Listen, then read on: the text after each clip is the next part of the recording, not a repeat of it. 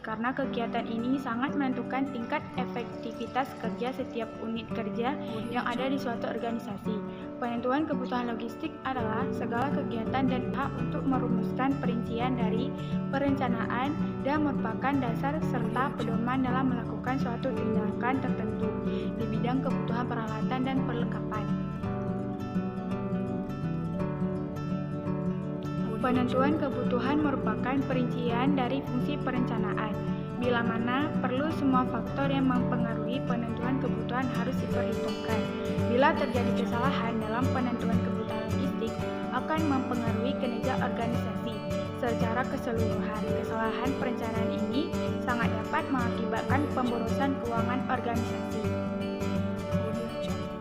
Fungsi-fungsi penentuan kebutuhan logistik. Yang pertama, menetapkan sasaran bidang perlengkapan material berdasarkan tujuan yang telah ditentukan sebelumnya. Kedua, meletakkan landasan atau pedoman penyelenggaraan bidang perlengkapan. Yang ketiga, sebagai dasar pengukuran dalam menyelenggarakan kegiatan di bidang perlengkapan, baik di skala fisik maupun dalam skala mata uang.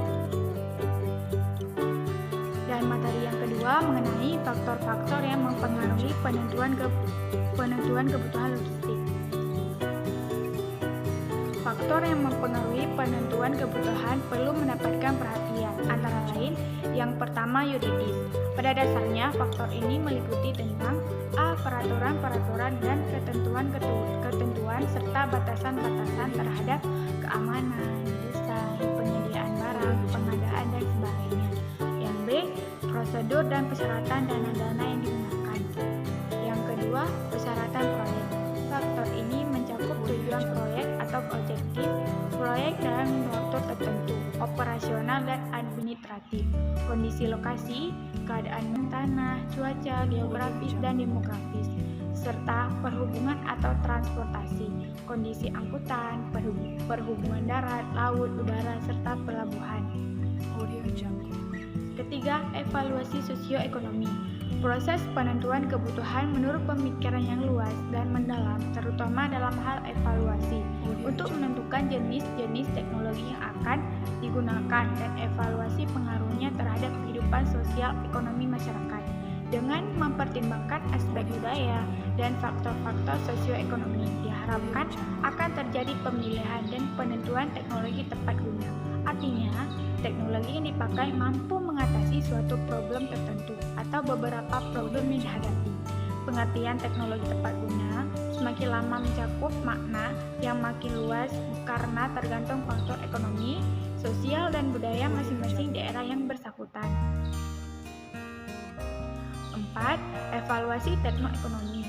Perkiraan dan evaluasi hal-hal yang terkait dengan teknologi dan pengembangannya terhadap aspek ekonomi. Dengan mempertimbangkan faktor teknoekonomi ini, dimaksud agar dalam pemilihan teknologi diperhitungkan pula mengenai hal-hal sebagai berikut. A. Untung rugi penggunaan sesuatu barang atau alat yang dibutuhkan. B. Pemilihan komposisi barang atau alat yang dibutuhkan. C. Penggantian barang atau alat atau evaluasi tentang jangka waktu penggunaan sesuatu barang. D. Perkembangan teknologi. 5. Perkembangan swadaya dan swasembada.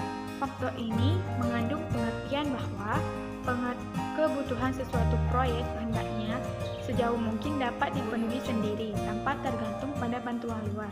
Ini berarti bahwa suatu proyek harus sejauh mungkin ikut memanfaatkan dan mengembangkan industri dalam negeri.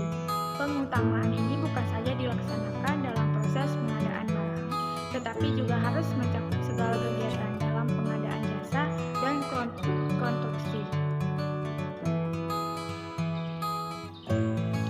Melalui fungsi perencanaan dan penentuan kebutuhan akan dihasilkan antara lain 1. Rencana pembelian, 2. Rencana rehabilitas, 3. Rencana dislokasi, 4. Rencana sewa, 5. Rencana pembuatan.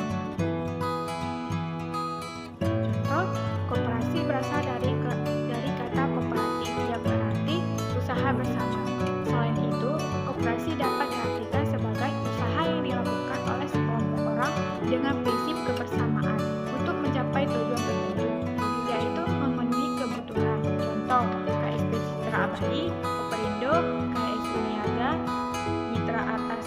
wisata, dan bina usaha makmur. Sekian pemaparan materi dari saya. Lebih dan kurang saya mohon maaf. Saya akhiri dengan Assalamualaikum warahmatullahi